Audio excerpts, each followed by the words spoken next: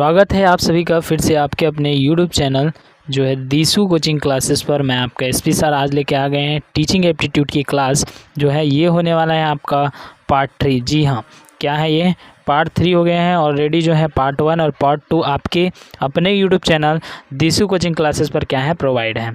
और ये होने वाला है आपका प्री BLED। जी हाँ, ये किसके लिए होने वाला है तो प्री DLED और प्री BLED के लिए जो है होने वाला है।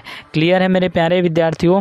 तो चलिए आगे बढ़े, तो बिल्कुल से आगे बढ़ते हैं। सबसे पहला क्वेश्चन आपका देखिए, सबसे फर्स्ट क्वेश्चन आपका दिया हुआ है सर जी यहाँ पर तो 51 क्वेश्चन चल रहे हैं, तो सीरीज़ से आ रहे हैं ये, ठीक है।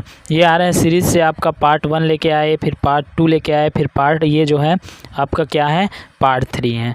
जी हाँ, बिल्कुल क्लियर हुआ। तो बिल्कुल क्लियर सर जी, इतना तो समझ में आ गया। चलिए अब क्वेश्चन में फटाफट बढ़ते, नहीं तो आप लोग बोल देंगे कि सर फालतू फालतू का बात चल रहे हैं करके। तो ठीक है, निम्नलिखित में से कौन सा प्रभावी स्कूल अभ्यास का एक उदाहरण है? प्रभावी स्कूल मतलब कि स्कूल को आगे बढ़ाने के लिए कैसा पढ़ाई उसमें होना चाहिए। तो चलिए मैं बता दूं कि स्कूल में जो है प्रत्येक, ठीक है, हर स्टूडेंट पर, मतलब जो भी प्रत्येक विद्यार्थी है उस पर ध्यान देना चाहिए, उसके शिक्षा पर कि क्या है, कैसे वो कमज़ोर हैं, उसके लेवल को, ना कि आपको हाई एजुकेशन देना चाहिए। सीधा सीधा सभी विद्यार्थियों को साथ लेके जाना चाहिए। क्लियर हुआ? बिल्कुल क्लियर सर जी। मतलब कि हमें ऑप्शन यहाँ पर मिल गया sir ji, C for Chandramukhi. व्यक्तिगत शिक्षा होना चाहिए। हाँ बिल्कुल सही बात है, व्यक्तिगत शिक्षा होना चाहिए, ना कि निरंतर मूल्यांकन। चलिए आप पढ़ा रहे हैं, कुछ समझ में आ ही नहीं रहा है, सीधा मूल्यांकन बस ले रहे हैं, टेस्ट बस दे रहे हैं और पढ़ा रहे हैं, वो समझ में आ ही नहीं रहा, तो ये क्या हो जाएगा, बिल्कुल से गलत हो जाएगा। क्लियर? बिल्कुल क्लियर। शारीरिक दंड, देखिए आपको शारीरिक दंड नहीं देना है। आप जो है देखिए, यदि 5th क्लास के बच्चे को यदि आप 10th क्लास के बच्चे के जैसा पढ़ा देंगे, ठीक है, तो क्या हो जाएगा, गड़बड़ हो जाएगा ना। उसी प्रकार से वहाँ की एवरेज को देखना है कि स्टूडेंट का जो है एवरेज कैसा है। तो मतलब व्यक्तिगत शिक्षा पर क्या है ध्यान देना है। बिल्कुल सही है सर जी। चलिए आपका 52 नंबर का क्वेश्चन हम देख लेते हैं। तो 52 नंबर का क्वेश्चन दिया हुआ है, छात्र केंद्रित कक्षा खाली स्थान के लिए है। मतलब छात्र जो केंद्रित कक्षा है, मतलब छात्र का ध्यान हम केंद्रित कैसे कर सकते हैं। तो छात्र जब केंद्रित होगा तब उसकी जो है रुचि क्या है, उसकी रुचि बनेगा, ठीक है, उसकी रुचि बनेगा। साथ ही साथ उसका क्या होगा, उसकी प्रवृत्ति, उसकी योग्यता एवं क्षमता के आधार पर पढ़ाई किया जाएगा। मैं अभी बताया ना, 5th क्लास के बच्चे को 10th के क्लास के बेस पर आप पढ़ाओगे तो उसका रुचि जम ही नहीं पाएगा, ठीक है। तो उसके क्षमता को रख कर उसे पढ़ाया जाए। मतलब इस सब का मतलब क्या होता है पता है आपका, रुचि और योग्यता, क्षमता, ये सब का होता है व्यक्तिगत विभिन्नताओं। मतलब अलग अलग स्टूडेंट की अलग अलग विभिन्नताओं पर हम यदि उसको पढ़ाया जाए तो वो छात्र क्या करेगा, हमारे क्लास में केंद्रित हो जाएगा, ठीक है। मतलब कि हल्ला नहीं करेगा, शांत रहेगा और समझने का प्रयास करेगा, ठीक है। तो कहीं पर दिख रहा है क्या सर, व्यक्तिगत, बिल्कुल सर जी, यहाँ पर मिल गया हमें व्यक्तिगत विभिन्नताओं को संबोधित करने में। बिल्कुल सही जवाब, A for animal is the right answer हो जाएगा।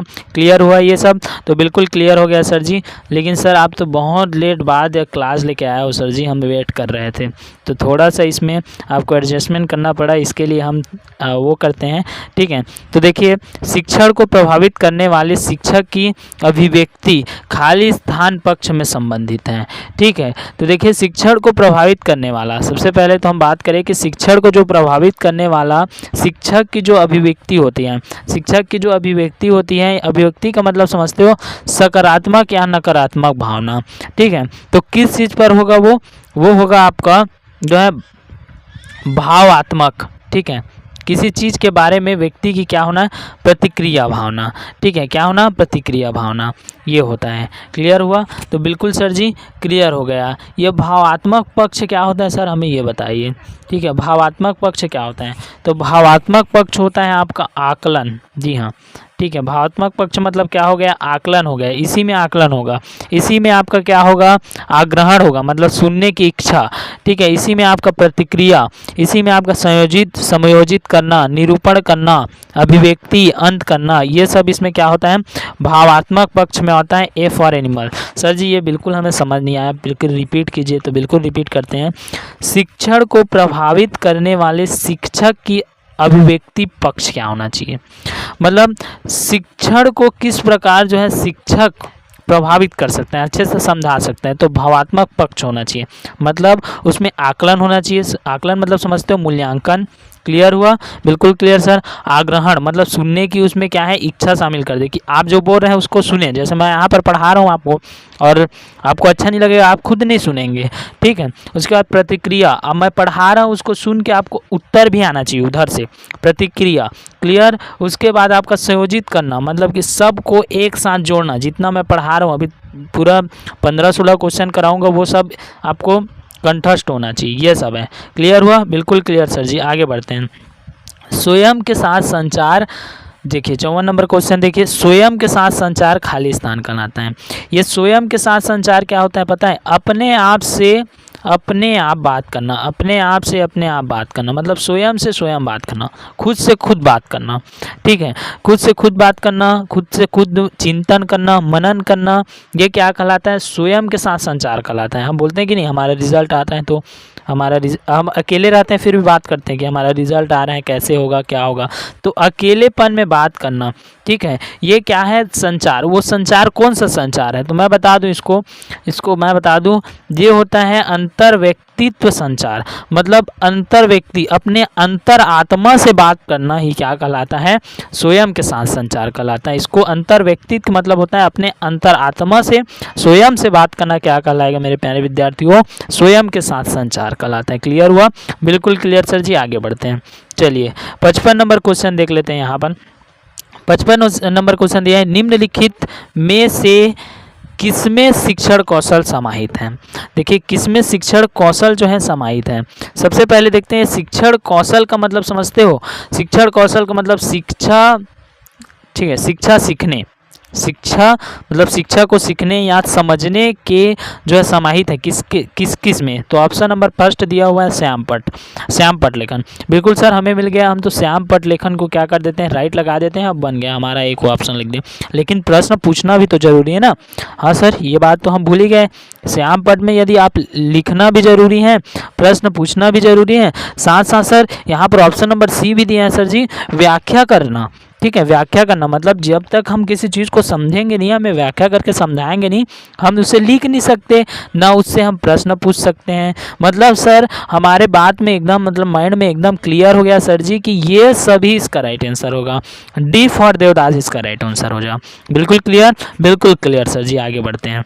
चलिए आगे बढ़ते हैं। 56 नंबर का क्वेश्चन देखिए भाई, 56 नंबर का क्वेश्चन दिया हुआ है, एक जो है चिंताशील शिक्षक खाली स्थान स्थिति का सृजन करता है, ठीक है। 56 नंबर क्वेश्चन देखिए, एक जो चिंताशील शिक्षक विद्यार्थी को क्या करता है? ठीक है, विद्यार्थी को समझने का प्रयास करता है। क्या करता है? समझने का प्रयास करता है, उसके आंतरिक क्रिया, ठीक है, उसके आंतरिक विचार, उसके मन में क्या चल रहे हैं, साथ ही साथ उसके भावनाओं को क्या करता है? एक जो है चिंतनशील शिक्षक क्या है? उसके आंतरिक को समझेगा, साथ ही साथ उसके विचार को समझेगा, उसकी भावना को समझेगा, और इसी सब को हम बोलते हैं अंतर क्रिया। क्या बोलते हैं?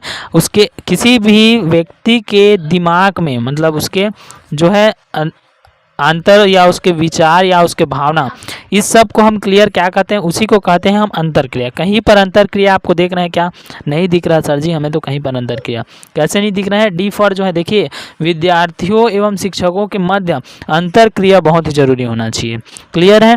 बिल्कुल क्लियर है। वो आपसे क्वेश्चन कर सके, आप उससे क्वेश्चन कर सके, मतलब फ्रीडम एक होना चाहिए, ठीक है, तभी ये क्या है समझ सकेंगे। बिल्कुल clear sir. D for Devdas is the right answer हो जाएगा।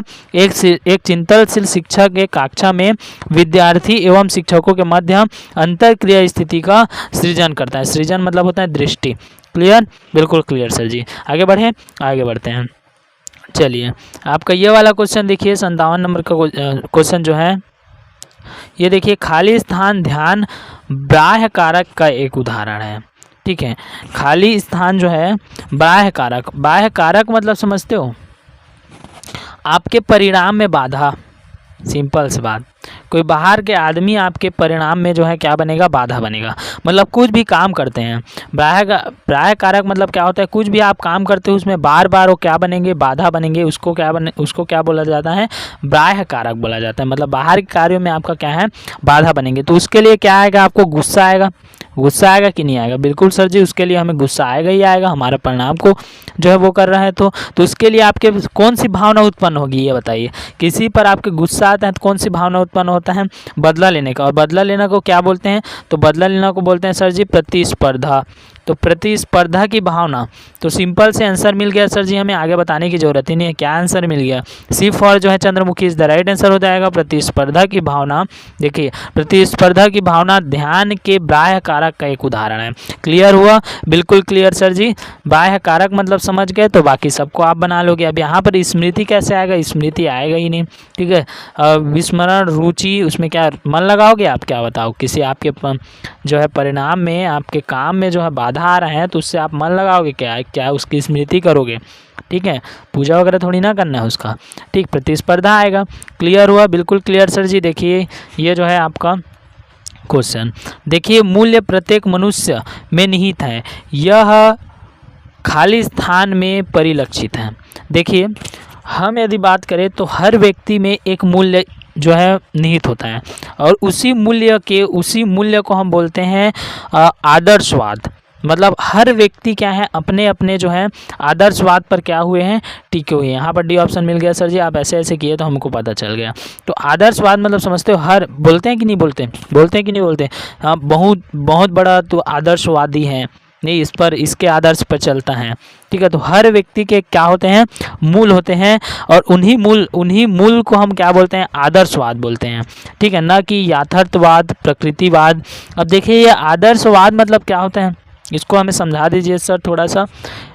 इसके विचार यात्मा या मौलिक प्रकार को मानना, जो आपके परिवार में चलते आ रहे हैं, ठीक है, जो आपके बड़े से चलते आ रहे हैं, कोई सब अलग अलग का आदर्श मानते हैं ना, ठीक है, सब अलग अलग बोलते हैं, मैं इसके आदर्श पर चलता हूँ, मैं उसके आदर्श पर चलता हूँ।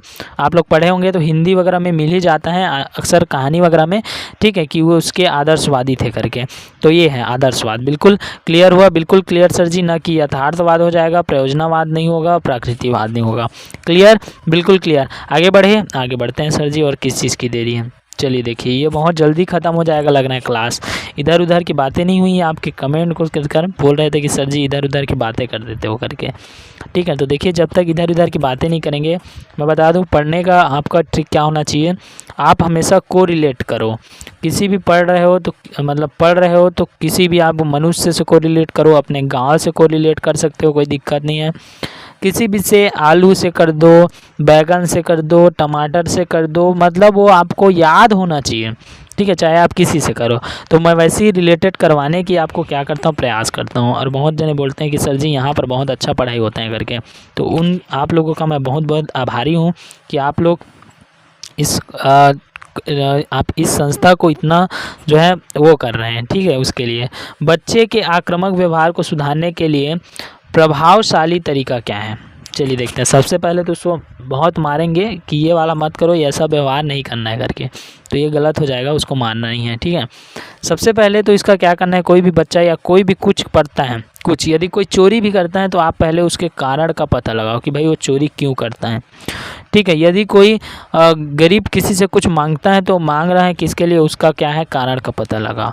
सिंपल सर, आप यहाँ से ये हमें कहना चाहते हैं कि कोई भी बच्चा यदि आक्रामक व्यवहार करता है तो क्या हम उसके कारण का पता लगाएं, तो बिल्कुल से आपके शिक्षक होने का नाता कि आप क्या करेंगे, उसका कारण का पता लगाएंगे। कारण का पता लगाने के बाद उसकी जो है क्या करेंगे, उसको आप समाधान करेंगे उस कारण का कि ऐसा मत करो, ऐसा करने से आपका कारण जो है वो हो जाएगा करके, ना कि उसे क्या करेंगे, एकांकी में रखेंगे, उसे अकेला नहीं रखना है। देखिए उसे अकेला रखेंगे और उसका जो है आक्रामक व्यवहार और बढ़ जाएगा, ठीक है, ना कि उसे जो है कठोर दंडित करना है, क्योंकि इससे आपका आक्रामक व्यवहार जो है बढ़ेगा, ठीक है, और कुछ नहीं होने वाला है। उसे अनदेखा भी नहीं करना है ना, देखो मेरे को क्या करना है करके। B option is the right answer हो जाएगा, इसका आंसर हो जाएगा उसके व्यवहार के पीछे कारण, क्यों ऐसा ये व्यवहार करता है, उसे जांच करना है और फिर उसका क्या करना है, समाधान करना है। क्लियर, बिल्कुल क्लियर सर जी। आगे बढ़ते हैं, चलिए आगे बढ़ते हैं। आगे बढ़े तो हम यहाँ पर हमको 60वां क्वेश्चन नंबर मिल गया। क्लियर, चलिए यहाँ पर 60वां क्वेश्चन नंबर मिला। देखिए संप्रेषण में संदेशों को ग्रहण करने में बड़ी बाधा आती हैं। सबसे पहले तो ये बता दीजिए हमें कि ये जो है संप्रेषण क्या होता है। तो हम बता दें, ये संप्रेषण का मतलब होता है संवाद, संवाद।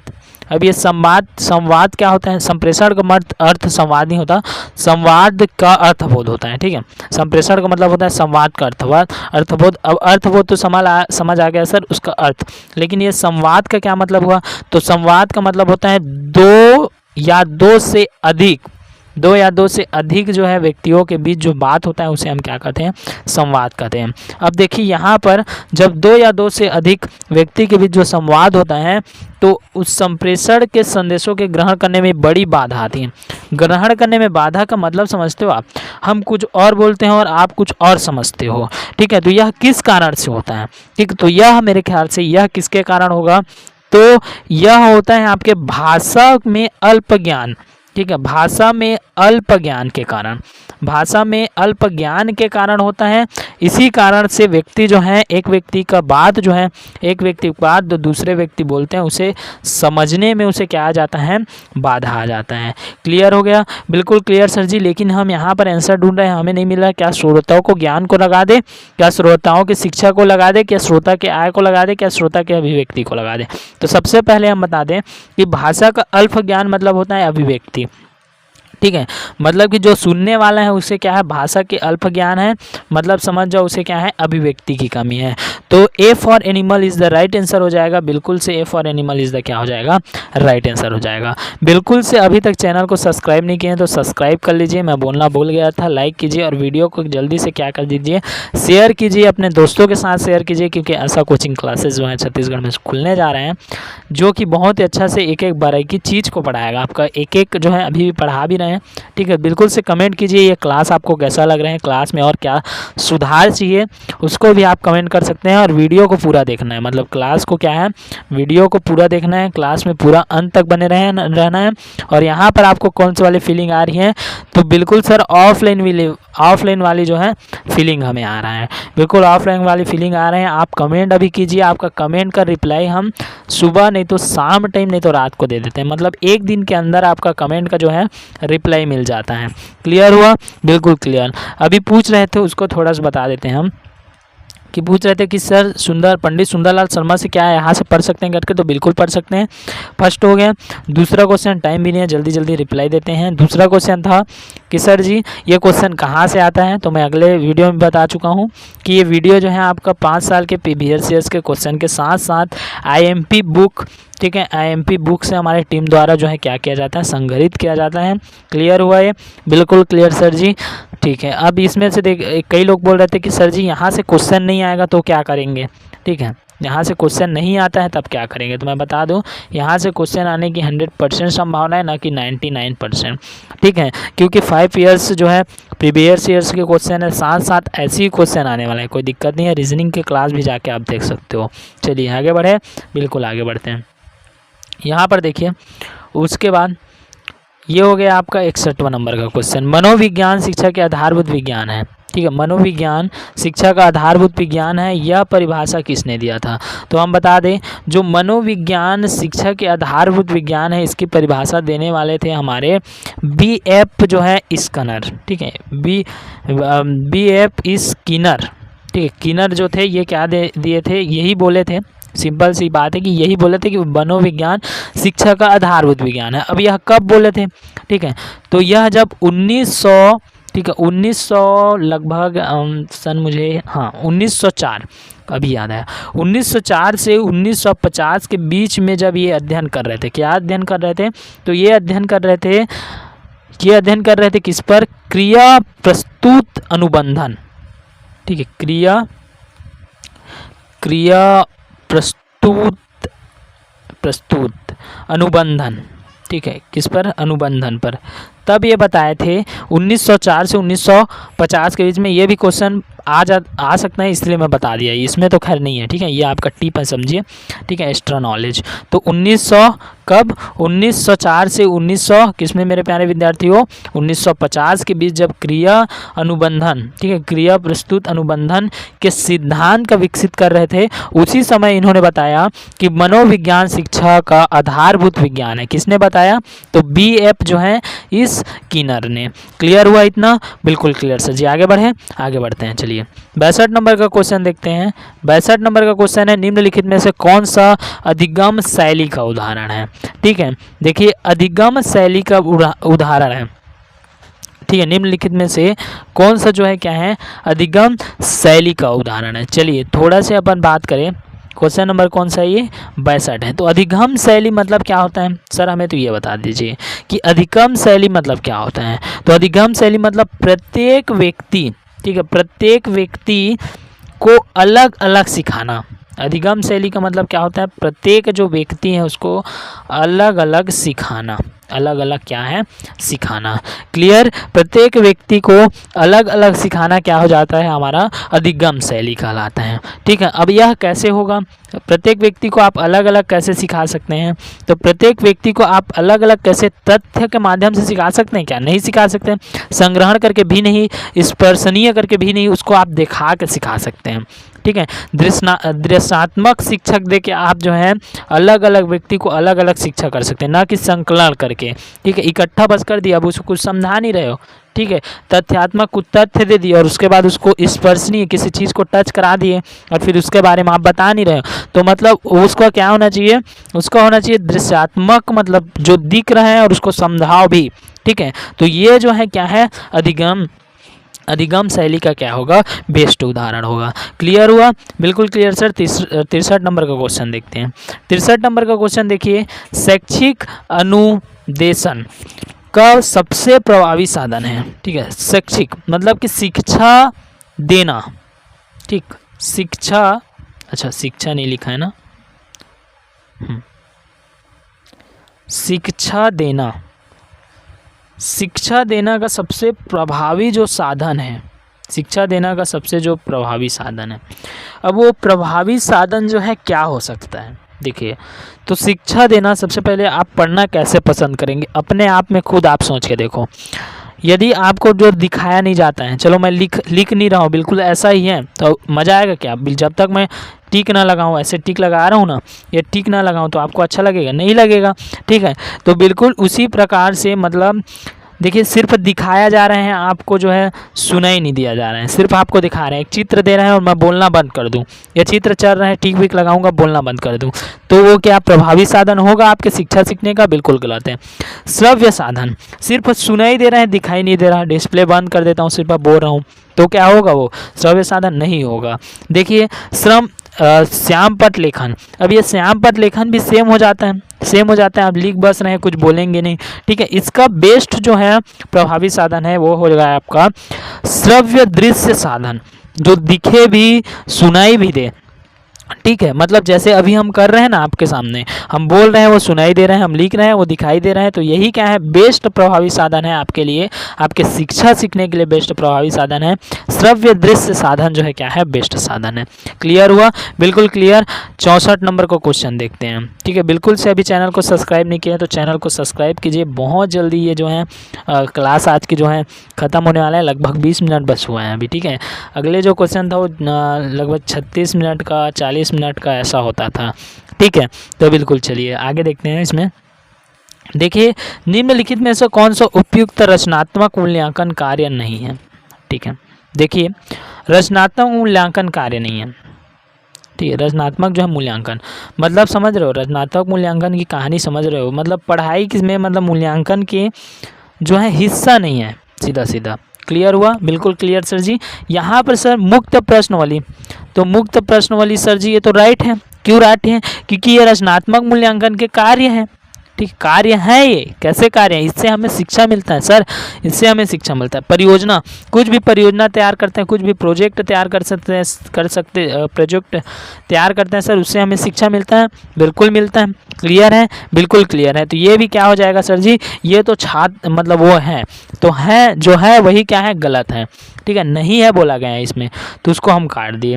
बिल्कुल, इसमें मुक्त प्रश्न वाली समझे गलत हो गया, परियोजना गलत हो गया, अवलोकन देखिए अवलोकन करना, कोई भी छात्र को अवलोकन करना उस शिक्षा के वो हो जाएगा, लेकिन छात्र की रैगिंग करना ये सबसे जो है अभी क्या माना जा रहा है, आपराधिक माना जा रहा है, ना कि ये रचनात्मक मूल्यांकन का कार्य है। मूल्यांकन मतलब समझते हो, पहले के ज़माने में क्या होते थे, जैसे कॉलेज हो गया, ठीक है, अब कॉलेज में क्या हो गया, ये कॉलेज में पहले जाते थे तो छात्र को रैगिंग लिया जाता था, वो रैगिंग का माना जाता था सीधा सीधा मूल्यांकन, कि ये स्टूडेंट जो है वो कितना जानता है, इसको जानने के लिए क्या लिया जाता था, जो है रैगिंग लिया जाता था, जो कि अब जो है आपराधिक इसको माना गया है। ये जो है हमारे रचनात्मक मूल्यांकन का कार्य नहीं है, हम ऐसा करके किसी भी स्टूडेंट के मूल्यांकन नहीं कर सकते। हाँ, मुक्त प्रश्नावली बनाने के लिए दे सकते हैं, परियोजना दे सकते हैं, अवलोकन के टेस्ट ले सकते हैं, ये सब कर सकते हैं, लेकिन हम छात्र रैगिंग नहीं कर सकते, ठीक है। तो ये क्या हो जाएगा, आपका राइट आंसर हो जाएगा, ये लोग जो है हम नहीं कर सकते। क्लियर हुआ? तो बिल्कुल क्लियर सर जी। आगे देखते हैं 65वां नंबर क्वेश्चन देखिए। चलिए 65 नंबर का क्वेश्चन देखते हैं। 65 नंबर का क्वेश्चन देखिए, प्रकृति पोषण विवाद। प्रकृति पोषण विवाद, देखिए प्रकृति का पोषण एक विवाद खाली स्थान संदर्भित करता है, ठीक है। तो देखिए जब तक प्रकृति का पोषण नहीं होगा तब तक वातावरण ठीक नहीं रहेगा, ठीक है। वातावरण ठीक रहेगा क्या हमारा, बिल्कुल नहीं रहेगा सर। तो जिसमें भी वातावरण लगा हुआ है उसको टिक करो, ठीक है। तो सर वातावरण तो सब में लगा है, ABCD पूरा सब में लगा हुआ है, तो चलो इसको छोड़ो, अब इसको छोड़ते हैं भाई, ठीक है, क्योंकि सब में है तो सबको टिक लगा के तो हमें नहीं आना है। क्लियर है? बिल्कुल क्लियर सर जी। चलिए देखते हैं, यहाँ पर देखिए अब प्रकृति पोषण विवाद संबंधित है तो किससे है, देखिए किससे है, उसके व्यवहार से तो नहीं होंगे, हमारा व्यवहार कोई जो है प्रकृति पोषण से व्यवहार थोड़ी ना आता है, हमारा आता है क्या, नहीं आता, ठीक है। यदि देखिए यहाँ पर पालन पोषण की बात करें तो पालन पोषण प्रकृति से है, ठीक है, लेकिन उसकी खुद के पोषण की बात कही गई है, तो हमारा पालन पोषण इसमें नहीं आएगा ना। क्लियर है? जैविक की बात करें, अब देखिए ये और ये तो हम काट दिए सर जी, ये और ये काट गए, हमारे पास सिर्फ दो ऑप्शन बचा है, या तो आप ए को लगवाओ या तो आप सी को लगवाओ, ठीक है। तो दोनों देखो जैविक है दोनों में, और ये जो है बहुत ही इंपॉर्टेंट रोल प्ले करता है, ठीक है। दोनों क्या करते हैं, बहुत ही इंपॉर्टेंट जो है रोल प्ले करता है। मैं आपको बता दूं कि प्राकृतिक जो है प्रकृति पोषण विवाद जो है आनुवांशिकी, ठीक है, आनुवांशिकी वातावरण, क्लियर हुआ, आनुवांशिकी वातावरण को क्या करता है, संदर्भित करता है, ना कि आपका जैविक वातावरण को संदर्भित करेगा। अब समझ सकते हैं आप जैविक मतलब क्या होता है, जैविक समझ गए ना, जैविक और आनुवांशिक में बहुत अंतर है, ठीक है, जैविक और आनुवांशिक में बहुत अंतर है। तो जो हमारा प्राकृतिक पोषण विवाद है वह आनुवांशिक वातावरण को संदर्भित करेगा, ना कि आपका जैविक वातावरण को संदर्भित करेगा। तो बिल्कुल सर जी हम तो A for animal is the right answer लगा दें, बिल्कुल A for animal is the right answer हो गया। अभी तक चैनल को सब्सक्राइब नहीं किया तो चैनल को क्या कर दीजिए, बिल्कुल से सब्सक्राइब कीजिए, और कंटिन्यूटी अब वीडियो आएगा, ठीक है, कंटिन्यूटी क्लास होगी, तो बिल्कुल से उसके लिए चैनल को सब्सक्राइब तो करना ही करना है, वीडियो को शेयर करना है, और अंत तक अभी बने हैं तो इसके लिए हम आपके आभार हैं। बिल्कुल से चैनल वीडियो को क्या कर देंगे, लाइक कर देंगे, अभी तक नहीं किए हैं तो। क्लियर हुआ? बिल्कुल क्लियर सर जी। इस बार हम तो DED DLED की हो चाहे BLED की हो, किसी भी हो, एग्ज़ाम ऐसी मतलब क्वेश्चन ऐसी आता है, ठीक है। और बिल्कुल 5 ईयर्स के जो है प्रीवियस ईयर्स को लेकर इसको बनाया जा रहा है, 5 ईयर के जो क्वेश्चंस हैं उसको लेकर बनाए जाते हैं, साथ ही साथ आपका जितने भी IMP बुक हो गया अरिहंत वगैरह का, ठीक है, जो आपका इसका लूसेंट का हो गया, तो ये सबसे हमारा क्या है, बनता है, ठीक है। क्लियर है? बिल्कुल क्लियर है सर जी। आगे बढ़ते हैं, आगे नहीं बढ़ेंगे, नेक्स्ट क्लास में मिलेंगे। बिल्कुल बिल्कुल सर जी। चलिए।